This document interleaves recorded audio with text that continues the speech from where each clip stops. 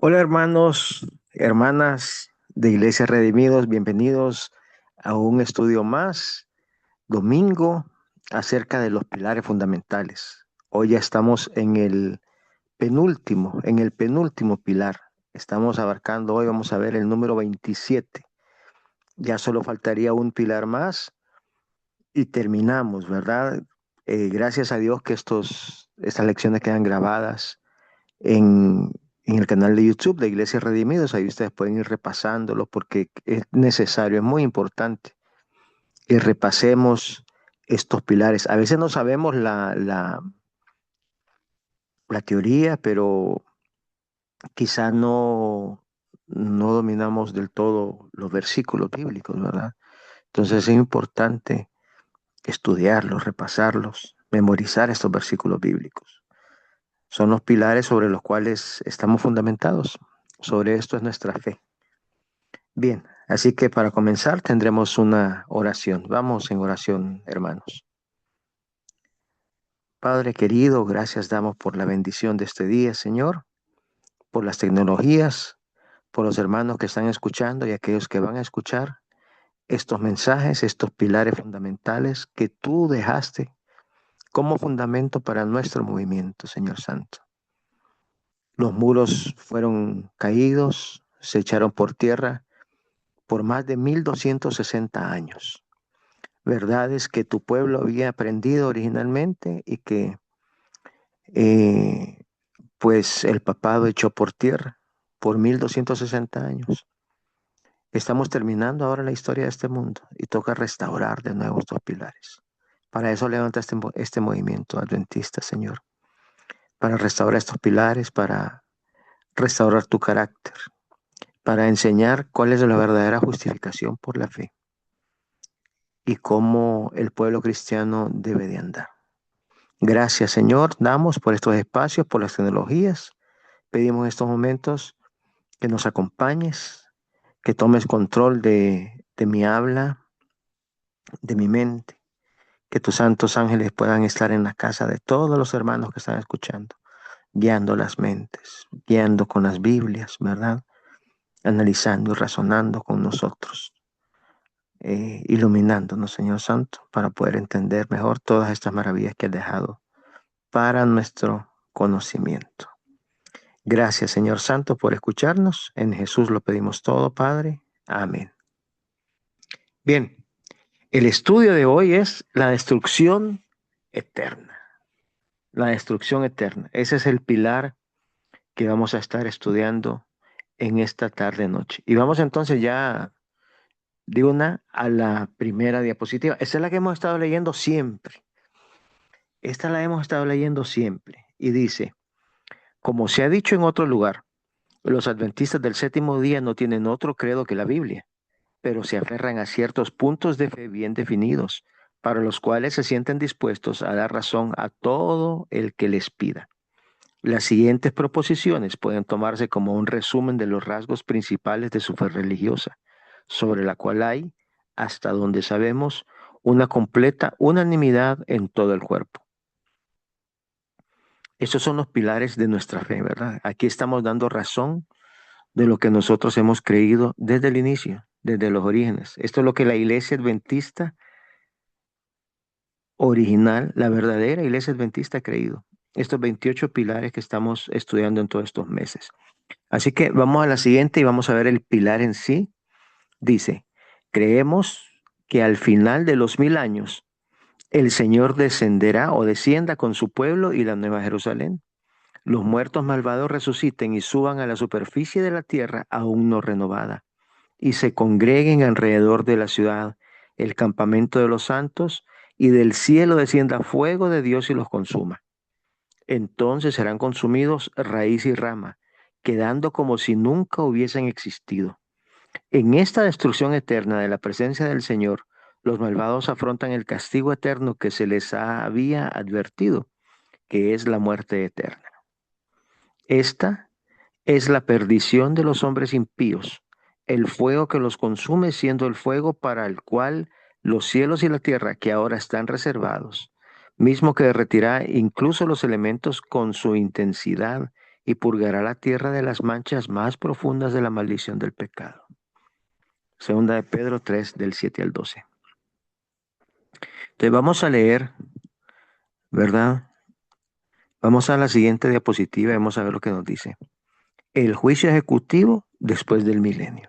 El juicio ejecutivo después del milenio. Y vamos a leer los versículos bíblicos en lo que se apoya este pilar fundamental. Mire cómo comienza, qué interesante. Comienza básicamente lo que estamos estudiando ahorita, la destrucción eterna. La vamos a comenzar un poco antes, la vamos a comenzar antes de los 1000 años. La estamos comenzando con la segunda venida de Cristo. Y mire lo que nos dice la Biblia que va a suceder cuando Cristo venga en su segunda venida. Una de las cosas que van a suceder, sí son varias, pero esta es una de las cosas que van a suceder. Dice el versículo 8. Entonces se manifestará aquel inicuo, a quien el Señor matará con el espíritu de su boca y destruirá con el resplandor de su venida. Es decir, cuando Cristo venga en su segunda venida, Él viene en gloria.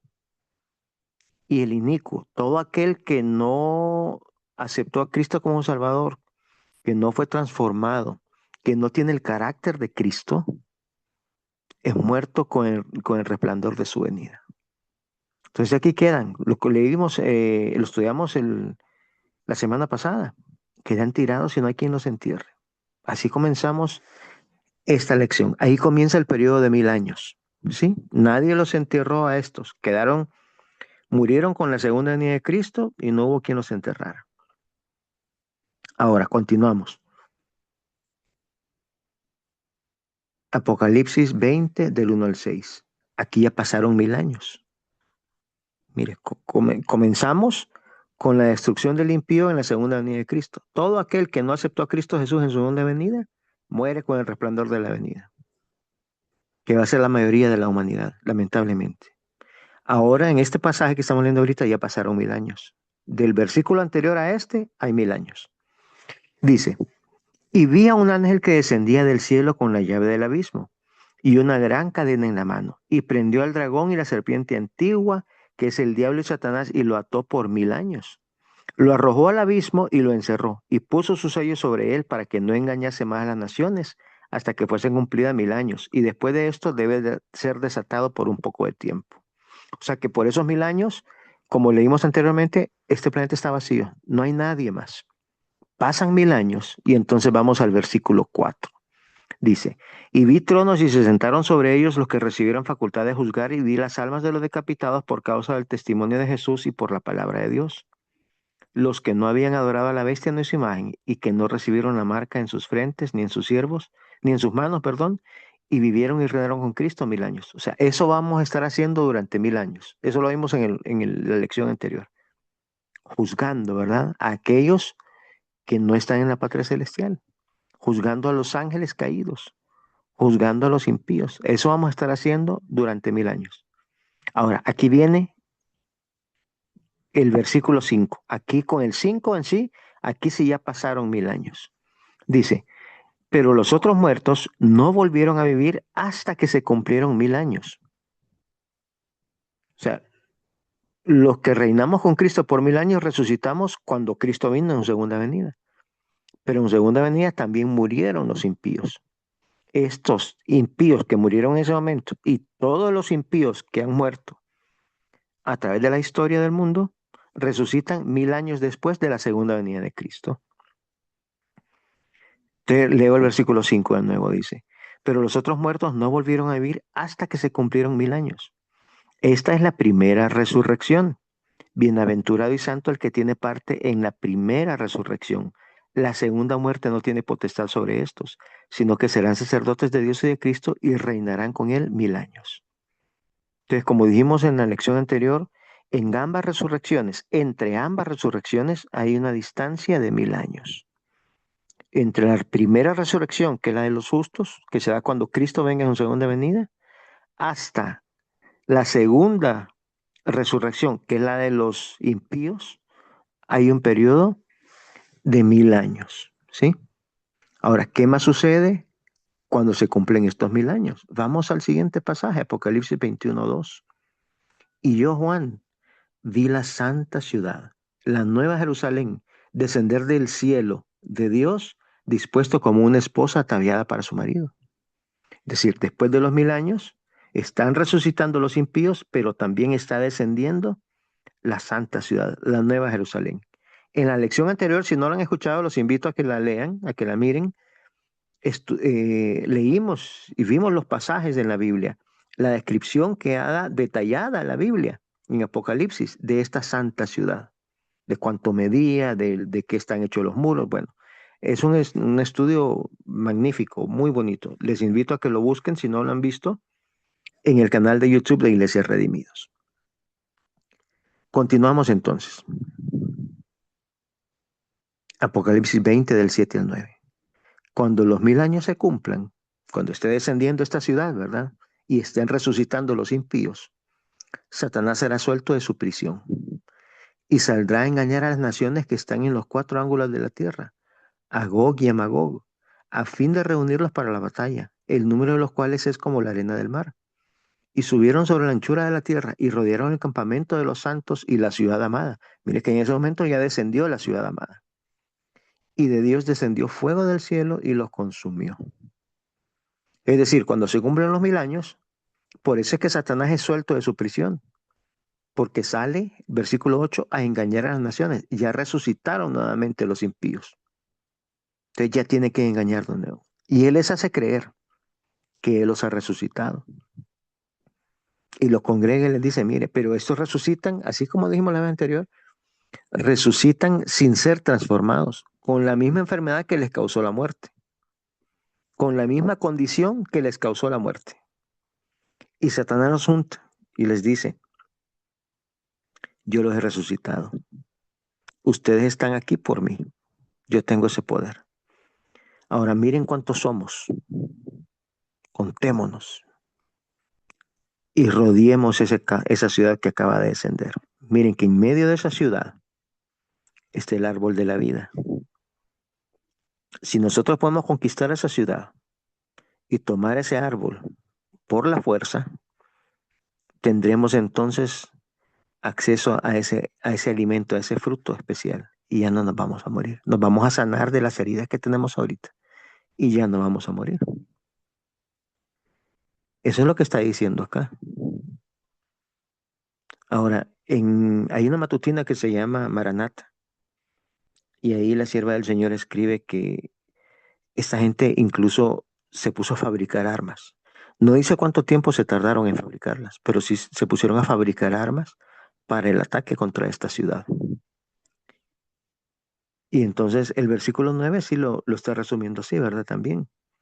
Cuando rodean la ciudad para invadirla, para apoderarse del árbol de la vida, entonces dice, Dios hace que descienda fuego del cielo y son consumidos.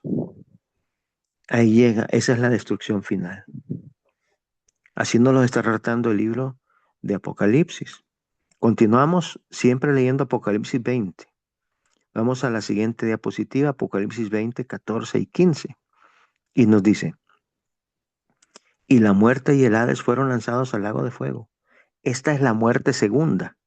Y el que no se halló inscrito en el libro de la vida fue lanzado al lago de fuego. De esta es la muerte que nos advierte la palabra de Dios. Esta es la muerte segunda. La paga del pecado es esta muerte segunda. Es la destrucción eterna, la destrucción final. Separados permanentemente, eternamente de nuestro Padre Celestial.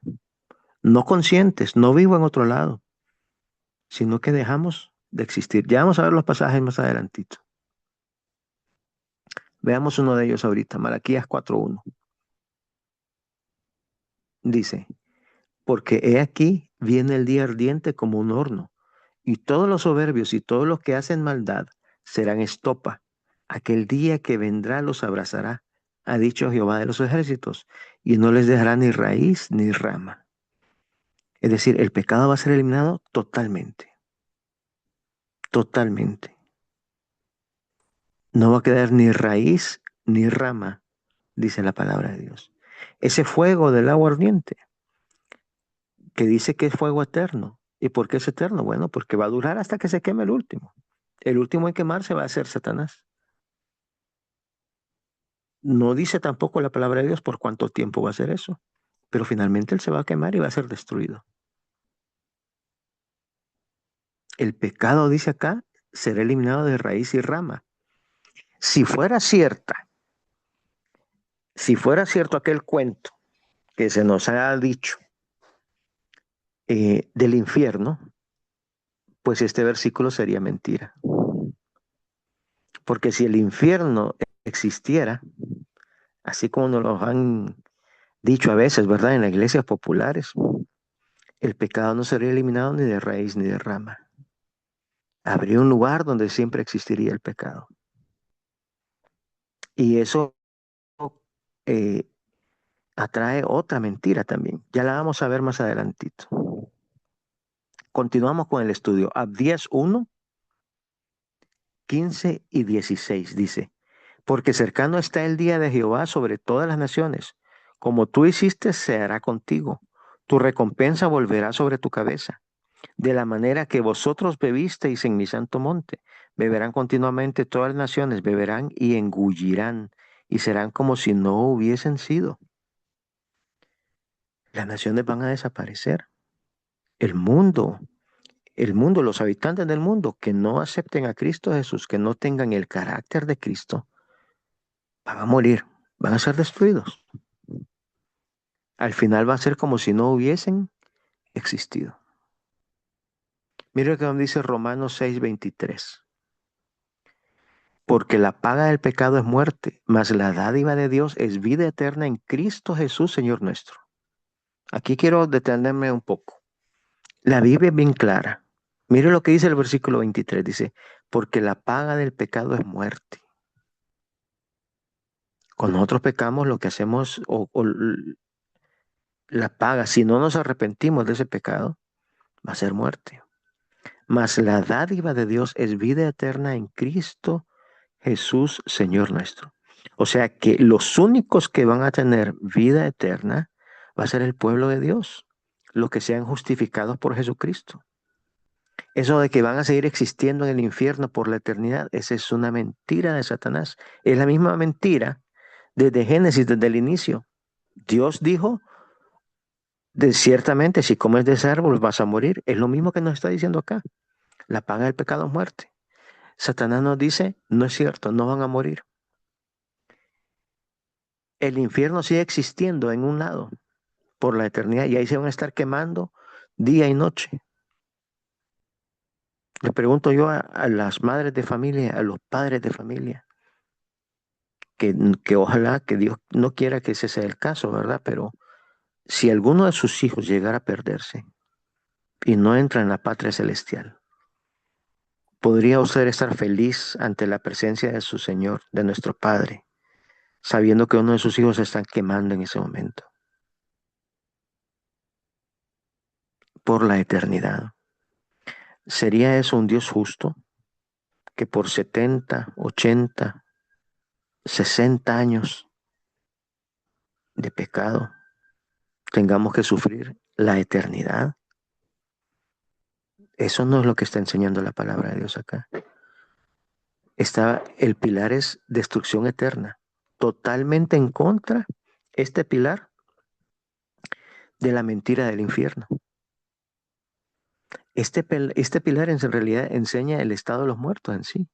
¿Cuál es la condición? Ya lo habíamos estudiado anteriormente, de inconsciencia y todo, pero finalmente son destruidos, pues. El impío no se va a quedar pecando para siempre. Esa es una mentira de Satanás. Solamente, repito, miren este versículo, aprendámoslo de memoria. Romanos 6:23. Porque la paga del pecado es muerte, mas la dádiva de Dios es vida eterna en Cristo Jesús, Señor nuestro. Solamente el pueblo justificado tiene acceso a la vida eterna. Solamente. Satanás no es eterno. El único que tiene inmortalidad, dice la Biblia, es nuestro Padre Celestial, es Dios. Satanás es finito, es creado. ¿Sí? Esa es una de las mentiras que él ha propagado en el cristianismo. Sigamos con el estudio. Vamos a ver Segunda de Tesalonicenses 1 del 7 al 10. Y dice, y a vosotros que sois atribulados, daros reposo con nosotros, cuando se manifieste el Señor Jesús desde el cielo con los ángeles de su poder, en llama de fuego, para dar retribución a los que no conocieron a Dios, ni obedecen al Evangelio de nuestro Señor Jesucristo, los cuales sufrirán pena de eterna perdición, excluidos de la presencia del Señor y de la gloria de su poder, cuando venga en aquel día para ser glorificado en sus santos y ser admirado en todos los que creyeron, por cuanto nuestro testimonio ha sido creído entre vosotros, nos dice. O sea que aquí la Biblia es muy clara, hermanos. Cuando se dé ese evento, después de los 1000 años, porque aquí va a venir nuestro Señor Jesucristo también con esta ciudad santa que está descendiendo. ¿Sí? Los excluidos, los que no aceptaron a Cristo, que no conocieron a Dios y no lo quisieron aceptar, son excluidos, dice el versículo 9, de la presencia del Señor y de la gloria de su poder, los cuales sufrirán pena de eterna perdición, dice. Van a estar perdidos por la eternidad, van a dejar de existir. Esa va a ser la eternidad de cada quien. Los que duren en quemarse, esa va a ser la eternidad. Vamos al siguiente versículo, Mateo 25:46. Mire lo que dice, e irán estos al castigo eterno y los justos a la vida eterna. Aquí se dividen dos grupos. Los justos van a la vida eterna, solamente los justos. Los otros, estos, ¿quiénes son? Pues los que no son justos. ¿A dónde van? Al castigo eterno, a la destrucción total, a quemarse en ese lago de fuego ardiente. Sí se van a quemar. Lo que duren en quemarse, esa va a ser su eternidad. El que menos malo hizo quizá, pues se va a quemar menos. El que más malo hizo se va a quemar más. El causante de toda esta rebelión es el último que va a tardar en quemarse. Es Lucifer. Era el tercero en orden celestial. Él es el que más se va a tardar en quemar. Eso nosotros lo vemos cuando estudiamos sobre el santuario, por ejemplo.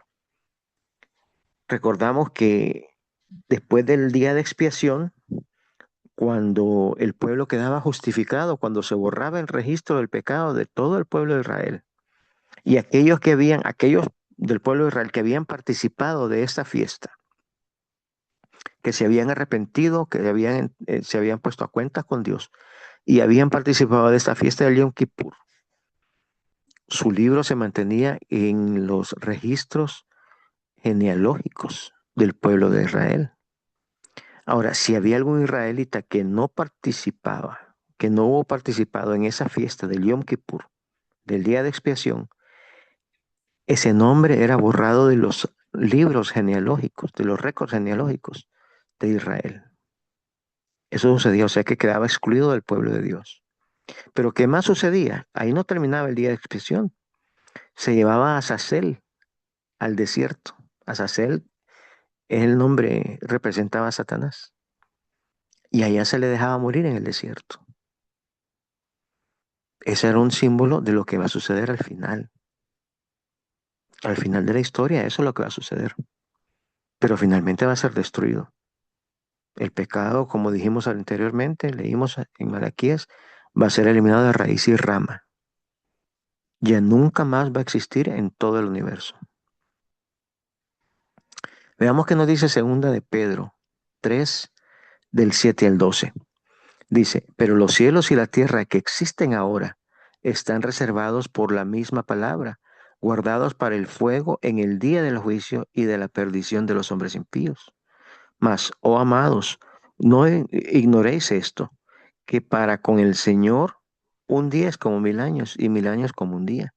El Señor no retarda su promesa, según algunos la tienen por tardanza, sino que es paciente para con nosotros, no queriendo que ninguno perezca, sino que todos procedan al arrepentimiento.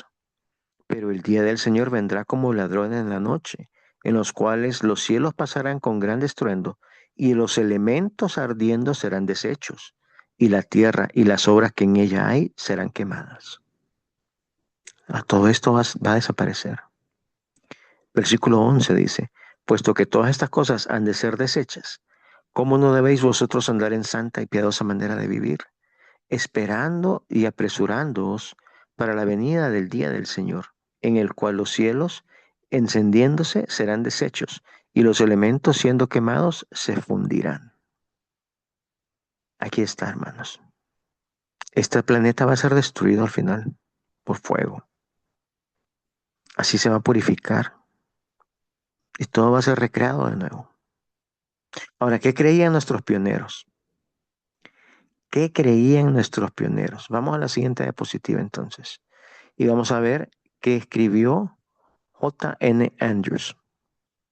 Dice, el Salvador cierra su sacerdocio con la absolución de su pueblo ante la barra de su Padre, porque el acto de Dios, el Padre, al sentarse como juez, permite que el Hijo se presente como abogado de su pueblo y obtenga un fallo a su favor. Esa absolución implica la condena virtual de todos los demás. El último acto del Padre en la obra del juicio en Daniel 7 es coronar a su Hijo como rey para que se ejecute su decisión. Es al final de esta sesión, por lo tanto, que nuestro Señor termina sus oficios de sacerdote y rey en el trono de su Padre y toma su propio trono para ejecutar la decisión del Padre. Mira qué interesante. Continúa la lectura. Porque es parte del Hijo mostrar, a partir del registro de los libros, quiénes han vencido y quiénes han confesado los nombres de tales ante su Padre. Apocalipsis 3:5. Corresponde al Padre tomar la decisión de que tales personas tendrán inmortalidad. Y la ejecución del juicio consistirá en hacer a estas personas inmortales y en destruir a todos los demás. Por lo tanto, la decisión del juicio recae totalmente en el Padre. Pero la ejecución del juicio corresponde únicamente al Hijo, quien es coronado rey en el tribunal de su Padre para este mismo propósito. Mire qué interesante, dice. La decisión del juicio recae en el Padre. Él decide, pero la ejecución del juicio corresponde al Hijo. Interesante. Y si Él es nuestro abogado defensor, si nosotros llevamos a este juicio a Cristo como nuestro abogado defensor, a Jesús como nuestro abogado defensor, pues nos tiene que ir bien, ¿verdad? En este juicio. Así que Él es nuestro abogado, dice la palabra de Dios. ¿Qué más continúa escribiendo J. N. Andrews? La distinción entre estas dos relaciones mantenidas por el Padre y el Hijo con respecto a la hora del juicio se hace muy clara por las palabras de nuestro Señor en Juan 5:22-30. Este capítulo retoma la obra del juicio justo, donde la profecía de Daniel lo deja.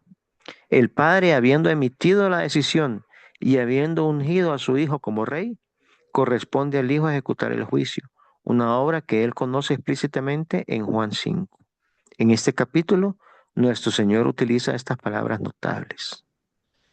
Interesante, mire. Tenemos tarea entonces. Tenemos tarea estudiar Daniel 7 y Juan 5 e ir comparándolos. Continúa Andrews escribiendo. Porque el Padre no juzga a nadie, sino que ha entregado todo juicio al Hijo, para que todos honren al Hijo, así como honran al Padre. Versículo 22 y 23. Ahora es seguro que Dios el Padre debe sentarse en juicio para cumplir. Daniel 7, 9, 10. Pero si leemos más adelante en estas palabras de nuestro Señor, hasta los versículos 26 y 27, veremos que Él quiere decir lo que Él quiere decir en el versículo 22. Porque así como el Padre tiene vida en sí mismo, así también ha dado al Hijo el tener vida en sí mismo. Y le ha dado autoridad para ejecutar el juicio también, porque Él es Hijo del hombre. Mire qué interesante. El Padre le cede entonces la ejecución del juicio. El Padre decide, pero le cede la ejecución del juicio al Hijo. Continuamos leyendo. Por lo tanto, no es la decisión del juicio, sino su ejecución, lo que el Padre había dado su promesa, por promesa a su Hijo desde entonces. Y esta ejecución se llevará a cabo mediante el cumplimiento de las palabras que siguen. No os sorprendáis de esto, porque viene la hora en que todos los que están en los sepulcros oirán su voz y saldrán. Los que han hecho bien a la resurrección de vida, y los que han hecho mal a la resurrección de condenación. Mire qué interesante. Eso lo encontramos en el libro de J. N. Andrews, él es el escritor, y el libro se titula The Judgment, Its Events in Order. O sea, el juicio, sus eventos y orden. Página 102 a la 103. Interesante, hermanos. Ahora, continuamos con el estudio. Acá sí vamos terminando. Dice, ¿y qué nos dice entonces el espíritu de profecía? Veamos qué escribió Ellen White en el libro Deseado de todas las gentes. Dice, entonces vendrá el fin. Dios vindicará su ley y librará a su pueblo. Satanás y todos los que se han unido con él en la rebelión serán cortados. El pecado y los pecadores perecerán, raíz y rama. Satanás la raíz y sus seguidores las ramas.